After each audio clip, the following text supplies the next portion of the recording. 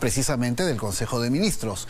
Si el corazón del poder político está en Palacio de Gobierno, en las sesiones del Consejo de Ministros es donde se terminan aprobando los temas más importantes para el país.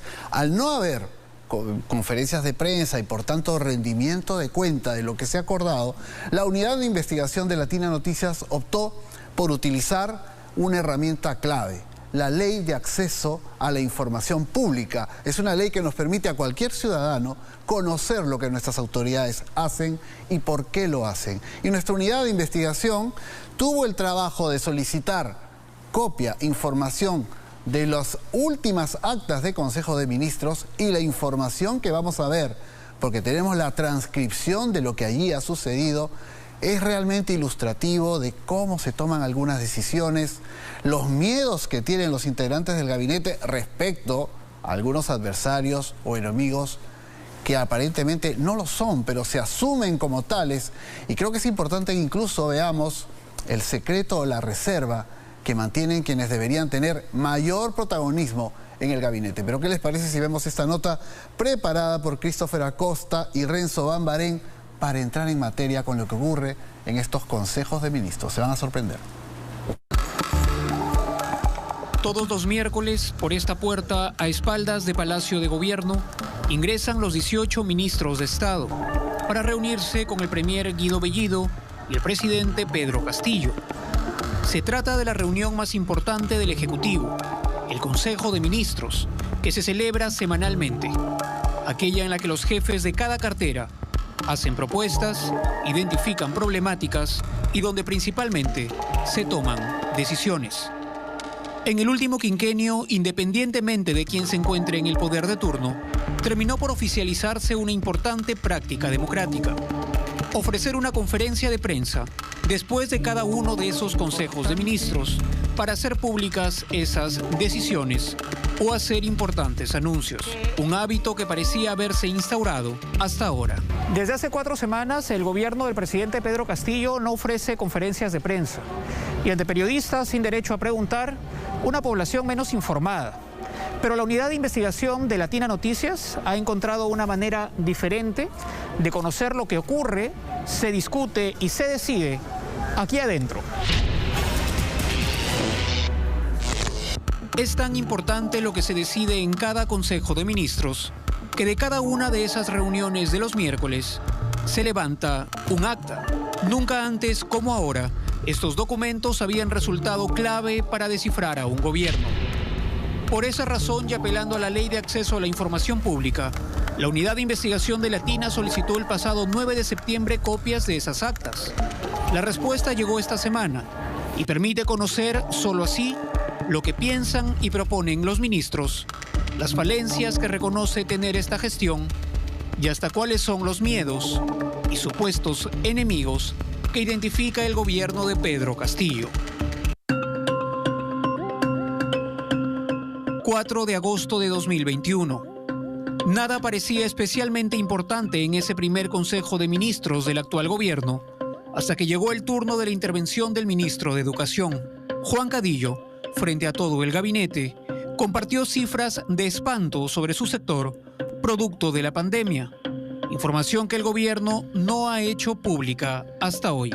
Producto de esta situación, anunció Juan Cadillo, formularía un proyecto normativo para la declaratoria de emergencia del sistema educativo. El presidente guardó silencio. Quien toma la iniciativa es Guido Bellido, el premier, que tiene otra prioridad en el tema educativo: que el planteamiento presentado por el Ministerio de Educación se adecúe al discurso del señor presidente presentado el 28 de julio.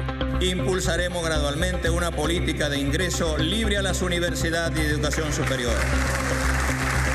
Y como para que no quede dudas de a lo que se refiere Bellido, pide que el Ministerio de Educación evalúe los métodos para el ingreso directo a las universidades. El ministro vuelve con la tarea hecha 2 semanas después, el miércoles 18 de agosto, y expone ante el gabinete un proyecto piloto de acceso libre al talento regional a la educación superior, un programa que beneficiaría en su primera entrega a 3.200 estudiantes. Para ello, eso sí, hace saber que es necesaria la ampliación de vacantes porque añadió que para implementar las medidas propuestas se requiere un aumento de presupuesto del sector educación.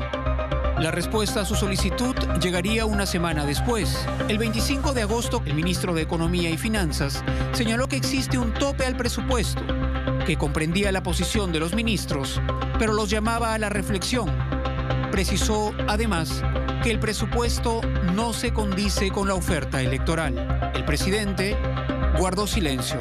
Así, el ingreso directo a las universidades, quizá la más recordada de las propuestas de campaña de Castillo y reafirmada en su primer discurso presidencial, será muy probablemente la primera oferta electoral incumplida de este gobierno. El alza de precios es una preocupación recurrente en las sesiones de consejos de ministros. El tema es puesto en agenda el 13 de agosto por Héctor Béjar, entonces aún ministro de Relaciones Exteriores. Para el canciller, el gobierno no estaba haciendo lo suficiente ante el incremento en el precio de alimento, pero para el ministro de Transportes, Juan Francisco Silva, la situación actual se trataba de un problema político, por lo que parece tener una solución. Se tendría que conversar con la prensa. Ministro, acaba de morir el asesino más grande del país. ¿Qué tendría que decir usted al respecto, ministro? Aquí vemos al ministro Silva, apenas 3 semanas después de esa sugerencia, haciendo exactamente lo contrario, huyendo de la prensa, incapaz de responder una simple pregunta. Pero lo que revela el acta de ese 13 de agosto es que la mala relación de los ministros con la prensa va más allá de los cotidianos jaloneos. La animadversión, además, se lleva por dentro. Después de Silva sugiriendo conversar con la prensa, interviene Ciro Gálvez.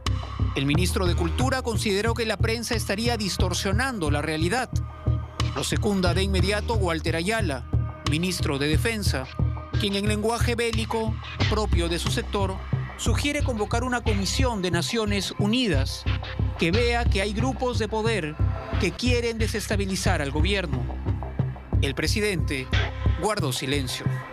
Yo creo que la mirada en el gabinete que se ha impuesto es esta percepción de desconfianza en los medios, ¿no? Y esta idea de que son manejados por conglomerados que tienen una sola agenda y que quieren ser parte del acoso, entre comillas, a un gobierno de izquierda, ¿no? Entonces, esa mirada creo yo que es la que se ha impuesto y es la que ha marcado la relación gobierno-medios. El gobierno tiene un grave problema y es consciente de ello. En esa misma reunión, Anaí Durant, ministra de la Mujer, pidió que se mejore la comunicación del gobierno a fin de divulgar lo que se está avanzando.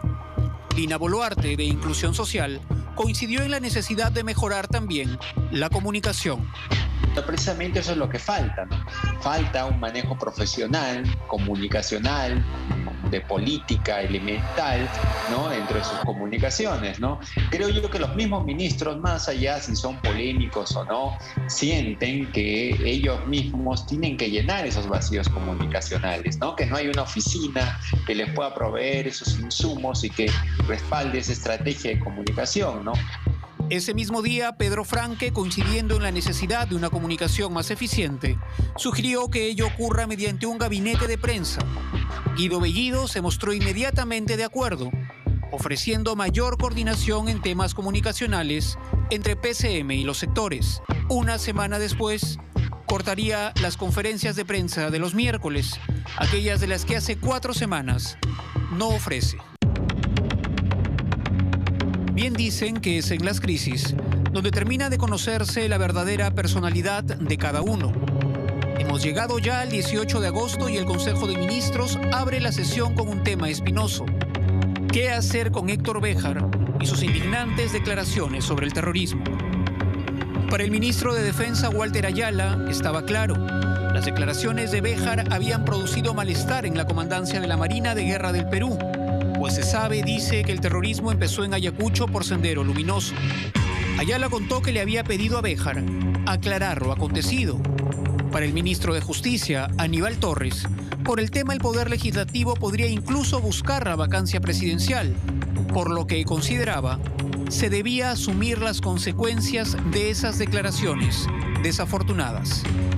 Pero no son las declaraciones de Ayala ni de Torres las que llaman allí la atención. En el caso del ministro de Economía y el ministro de Salud, tienen una personalidad política, tienen ideas políticas progresistas, de izquierda también, y a pesar de ello transmiten eso de que creo yo que no lo dirían en una reunión pública, porque se sienten seguramente con mayor libertad de hacerlo frente a colegas que seguramente ellos estiman que son más radicales, ¿no? Lejos de cualquier autocrítica, el ministro de Economía consideró el tema como una ofensiva de la derecha, con el objetivo de generar ingobernabilidad, que van a interpelar a los ministros mediante una ofensiva rápida, lo que podría evitarse mejorando, dijo, el tema comunicacional, con una política de alianzas y un frente interno. Lo sigue en el mismo ánimo Horacio Ceballos. Para el ministro de Salud, el objetivo del monopolio de los medios era demoler al presidente de la República. Dijo que fue un error político dejar que las Fuerzas Armadas se pronuncien sobre el tema Béjar y al respecto consultó cuál es la política del gobierno ante esta coyuntura. El presidente guardó silencio. Una cosa importante de este periodo es que se da la primera crisis ministerial, que es la que planteó el canciller Béjar. En la sesión correspondiente a esos días, pues uno no ve cuál fue realmente la posición de Castillo, ¿no? Que es al final a quienes reportan los ministros. Guido Bellido se ha encargado de construir para la palestra un personaje político que hace de la provocación su principal arma. Castillas y mi pipas, rimasum mi guayquicuna panaicuna. Una característica que ha explotado no solo en el Congreso, sino a diario con los periodistas. Tienes que lavarte el oído, porque... ¿Perdón? Tienes que lavarte el oído porque no escuchas. Pero no es así como lo registran las actas de los consejos de ministros. Sus intervenciones allí parecieran las de un tecnócrata muy responsable con las cuentas del Estado, un riguroso guardián del presupuesto público. El 25 de agosto el Ejecutivo discute a la interna qué hacer con la ley que elimina el régimen CAS, en el que se encuentran miles de trabajadores estatales y que el Congreso anterior promulgó sin tener en cuenta el impacto que significaría para la planilla pública. El gobierno anterior había solicitado declarar la inconstitucionalidad de la ley ante el Tribunal Constitucional, donde aún se evalúa el tema. Pero en esa reunión, Iber Maraví, ministro de Trabajo, planteó evaluar la posibilidad de presentar un desistimiento de la demanda, es decir, de que el gobierno de Castillo sí acate la ley. Pero es el presidente del Consejo de Ministros, Bellido, quien le pone el pare, señalando que el tema tendría que discutirse con mayor amplitud, siendo un reto para el gobierno ir a un régimen general. El premier no cambia de opinión ni con la intervención del ministro de Salud, que pide honrar el compromiso con el pueblo, ni con la opinión de Dina Boluarte, que indica que el régimen CAS vulnera los derechos laborales. Bellido había dicho que no y es no.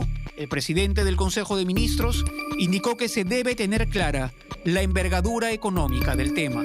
Sí, en general se nota un Bellido, digamos, más prudente, un Bellido más consciente de ciertos límites y que efectivamente contrasta, ¿no? Con esta mirada, si quieres, de pícaro que él mismo quiere tener con la prensa. Bellido aparece en varios pasajes de estas actas, secundando con éxito a Pedro Franque en el objetivo de no sobrepasar el presupuesto público. Lo hace ese mismo 25 de agosto también, cuando se discute el presupuesto 2022, llamando al orden. El presidente del Consejo de Ministros señaló que el presupuesto se aprueba con lo que se tiene, o como cuando una semana antes, también ante una escena de masivos pedidos ministeriales, Bellido dijo comprender la postura de los ministros como administradores del gobierno, pero señaló que los recursos son finitos. Es el perfil clásico de cualquier presidente de Consejo de Ministros que hemos tenido en el pasado, ¿no? Y eso es muy interesante de analizar, ¿no? Porque el tono radical, ¿no? El tono dilapidador, si quieres, que podrían pensar, ¿no? Algunas personas que tienen premier, pues no lo expresen estas actas. Pero a estas alturas, el televidente probablemente se pregunta en qué momento interviene el presidente. ¿En qué momento habla el presidente? Las intervenciones de Pedro Castillo en las 4 actas de Consejo de Ministros del mes de agosto pueden contarse con una mano. En 50 páginas, Castillo apenas aparece citado. Como primer insumo te diría, ya me llama la atención ver a un presidente Castillo bastante poco participativo, ¿no? Dejando que el mando de las sesiones del Consejo de Ministros lo tome el Premier y sus ministros, ¿no? Por otro lado, te diría que eso es lo primero que me llama la atención. Las actas perfilan a un presidente silente y sin iniciativa, sin ninguna intervención que marque la ruta o dirección de la gestión gubernamental. En el caso de Castillo eso no se distingue, en una gran parte creo yo, por el silencio que evidencia sus limitaciones y que además grafica lo que la campaña, sobre todo en primera vuelta, anunciaba. O sea, si uno revisa las 18 candidaturas, el que presentaba menor experiencia de alguna medida era precisamente Castillo, ¿no? Eso se nota muy claramente en su participación, o más bien su no participación en las sesiones del Consejo de Ministros. En los documentos, el presidente le suma líneas a lo obvio. Dice que le preocupa el aumento del precio de los alimentos cuando se discute el tema, o que hay que conversar con los sectores laborales cuando se habla de trabajo. Ante las críticas por polémicos nombramientos en diferentes carteras, requiere a los ministros que tengan cuidado con la designación de personas en sus sectores. No hay encargos ni imposición de metas a los ministros. No hay exposición de políticas u objetivos de gestión. El Castillo público que no declara es exactamente el mismo Castillo de la interna, un testigo de su propio gobierno. Entonces sí, el presidente Castillo pues no parece liderar en un sentido político las reformas, o por lo menos transmitir algún sentido de urgencia a sus ministros de cosas que quiere, ¿no? ¿Qué está dispuesto en economía, en salud, en trabajo? ¿Cuáles son las reformas a las que planea llegar? El continuo acceso a estos documentos será probablemente la única manera de seguir conociendo y descifrando a un gobierno que opta por el silencio. Regístrese, comuníquese y archívese.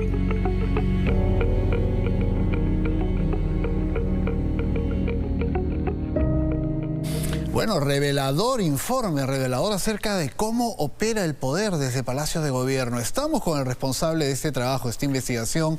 Estamos con Christopher Acosta, titular de nuestra unidad de investigación en Latina Noticias, que junto con Renzo Bambarén, ¿cómo estás, Christopher, han desarrollado este trabajo. Lo primero que me asalta como pregunta, porque muchos en casa deben decir, ¿y esta información cómo surge? ¿De dónde aparece información que efectivamente incluso podría ser comprometedora? ¿La han hackeado? ¿Apareció de manera subrepticia? Cuéntanos cómo se obtiene esta información. Hola, Pedro. La información ha sido obtenida usando la Ley de Acceso a la Información Pública, ¿no? Tú sabes que es una ley que no solamente los periodistas, cualquier ciudadano puede utilizar para requerir información que está en posesión del Estado. Y hay que decir que los periodistas nos hemos tenido que poner bastante creativos en este gobierno para poder obtener información de lo que está pasando en el Ejecutivo, ¿no? Entonces, lo dice el informe, hace 4 semanas el primer ministro Guido Bellido no ofrece conferencias de prensa. Tenemos un presidente que le cuesta mucho declarar cuando le ponen un micro al frente. Entonces la unidad de investigación dijo, oye, pidamos, ¿no?, las actas de los consejos de ministros. Hemos pedido, nos han entregado las de agosto, las 4 de agosto, nos tienen pendientes, aprovecho para decirle a PCM, nos tienen pendientes las de septiembre, que también están pedidas. No sé qué tan animados estarán a entregártelas, pero lo tienen que hacer. Y no sé además si es que el ánimo de declarar tan abiertamente ahora sea el mismo, sabiendo que, por supuesto, los periodistas los vamos a estar requiriendo, ¿no? Pero acá lo interesante, Pedro, es que de alguna manera el gobierno fuerza a los periodistas a entrar a este espacio, digamos, íntimo, pese a que está documentado, porque son ellos mismos los que les cuesta mucho contar qué están decidiendo, qué están planeando. Es importante, cómo van llegando a conclusiones que afectan nuestra vida. ¿Qué te parece, Christopher, si rápidamente tocamos algunos temas de tu informe, claro que creo que puede ser bastante rico amplificar? Uno de ellos tiene que ver con este contraste que aparece en medio de la discusión en uno de estos consejos de ministros, cuando la oferta electoral, aquello que se prometió en campaña, Pedro Franque aparece señalando que no se puede cumplir. Coméntanos un poco. Yo creo que esa es una revelación importante porque el ministro Bellido ni el ministro Franque le han dicho al país todavía, y eso está en los documentos, que va a ser imposible, al menos a la fecha, que se pueda cumplir con la oferta electoral. Lo dice literalmente Pedro Franque en las actas. Y se están refiriendo, entre otras cosas, a esta famosa propuesta del ingreso directo a las universidades, ¿no? Tenemos un Guido Bellido que le pide a Cadillo una propuesta de encontrar algún esquema que permita que los jóvenes entren directamente a las universidades, y simplemente hace su tarea el ministro Cadillo, y Franque le dice, oye, no hay plata, ¿no? Acá no hay plata para esa oferta electoral. O sea, no es un tema de que políticamente no se quiera cumplir. Correcto. El tema es de presupuesto. Además que estamos en medio de una pandemia. Y ya que hablamos de presupuesto, qué importante ver cómo a la interna tenemos a un Guido Bellido que es un celoso guardián del presupuesto público, ¿no? Algo que probablemente no haría en público. ¿No es cierto? En público, hacia ese enorme electorado, hacia ese importante Perú, sobre todo del sur, que aguarda el cumplimiento de tantas ofertas electorales, pero otro es el Guido Bellido dentro de las 4 paredes del Consejo de Ministros. Yo creo que el primer ministro Guido Bellido nunca le diría en público al país, por ejemplo, que se opone a la declaración de la ley que prohíbe el CAS, ¿no? Que fue una ley que aprobó el gobierno anterior, pero que el Congreso anterior, que el Congreso ha llevado al TC pidiendo que digamos no se aplique. El Ejecutivo. Tenemos un ministro de Trabajo a la interna que está pujando porque el gobierno se desista de ese recurso ante el TC y haga ley la eliminación del CAS. Y tenemos a un Guido Bellido muy celoso guardián del presupuesto público, como corresponde, hay que decirlo, diciendo, este es un tema de gran envergadura económica, hay que hacer los cálculos, hay que ver cómo el MEF resuelve este punto.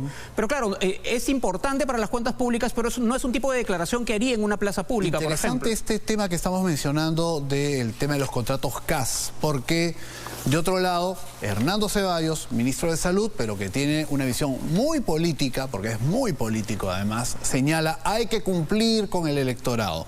La vicepresidenta Dina Boluarte también señala, hay que buscar la manera de que efectivamente eliminemos esos contratos CAS que son injustos. Y claro, son injustos en realidad, pero no hay fondos para desaparecerlo como quizás todos quisiéramos, y por tanto el Estado ha tenido que vivir tantos años con estos contratos CAS, ¿no? Tenemos sin duda un gobierno muy presionado por las demandas sociales que ellos mismos han sembrado, digamos, esta expectativa de la población. Y claro, tienes, insisto, un Guido Bellido que a la interna protege mucho y cuida mucho las cuentas fiscales. Yo creo que si daría ese tipo de declaraciones a la prensa, probablemente el dólar no estaría más de 4 soles ahora, porque la gente está pensando como que este gobierno es irresponsable y tal. No lo parece a la interna, para ser justos. Al menos no en este momento en la toma de decisión ministerial, ¿no? Al menos no en este momento. Y porque claro, porque hay un frente político que si fueran mucho más transparentes y sinceros, probablemente perderían, porque lo han alimentado políticamente en el reclamo. De muchos temas que sin duda son justos, hay un elemento permanente en la narrativa, en tu reportaje, que creo que ha generado muchos comentarios también, los va a generar, y es la poca participación que tiene el presidente Pedro Castillo, ¿no? Coméntanos un poco más, porque tú mismo has señalado en la nota, a través de 50 páginas de documentos, con los dedos de una mano se podría contar sus intervenciones. A diferencia de Bellido, en cambio, el Castillo público es exactamente el mismo que el Castillo privado o el Castillo en las sesiones de Consejo de Ministros. Una persona que tiene participaciones muy limitadas y cada vez que participa lo hace no para hacer encargos a los ministros, no para ponerles metas o exigirles el cumplimiento de alguna tarea, sino más bien como para agregar alguna línea que parecería obvia, ¿no? Pide hablar con los sectores laborales cuando se menciona el trabajo, menciona de manera muy general que le preocupa el aumento de precios de los alimentos de primera necesidad. No ves, por lo menos en los documentos, un presidente que tenga las riendas de las metas que les está pidiendo a los ministros, ¿no? Y hablando de este juego de lo público y lo privado, a diferencia así de Castillo, tienes a 2 ministros que el país identifica como muy técnicos. Hablo de Pedro Franque en el MINSA y a Ceballos, a Pedro Franque en el MEF y a Ceballos en el MINSA, que son como muy cautos y muy... Se vende como moderados, diríamos. Moderados, sensatos, cuando le declaran a la prensa. Sin embargo, a la interna tiene declaraciones muy políticas, ¿no? Un Pedro Franque diciendo respecto a Béjar, sin ninguna autocrítica, que este es un tema de la derecha, ¿no? Que se está organizando para golpear y para censurar a los ministros, y a un ministro Ceballos, también técnico en lo público, pero en lo privado, diciendo que el monopolio de los medios quiere destruir, ¿no? al presidente. Entonces, declaraciones que a la interna no se conjugan necesariamente con el perfil público de algunos ministros. Que de alguna manera se fabrican de forma política. Lo que queremos es mayor transparencia, y creo que con este reportaje, Christopher, las felicitaciones también para Renzo Bambarén, parte de tu equipo, va a permitir que la situación se transparente lo más posible. Probablemente si ellos continuaran dando estas conferencias de prensa cada vez que termina un Consejo de Ministros, no tendríamos que conocer tanta intimidad y tanta interioridad, que obviamente es de acceso público. No digo que hay que ocultar, pero de pronto no sería un elemento de la discusión como lo va a ser a partir de ahora. Vamos a continuar, Christopher, contigo, con el equipo de investigación, analizando toda esta información mañana en nuestros noticieros, a lo largo de la jornada. Tenemos además en 90 edición central, tenemos un informe bastante completo, una segunda parte, así que creo que va a ser muy interesante. Hay varias entregas adicionales, así que hay que estar atentos a lo que se viene en los noticieros de Latina. Bueno, gracias, mayor Pedro. transparencia al Ejecutivo, creo que es la llave para salir de este entrampamiento. Muchas gracias, Christopher, y vamos ahora con otro tema.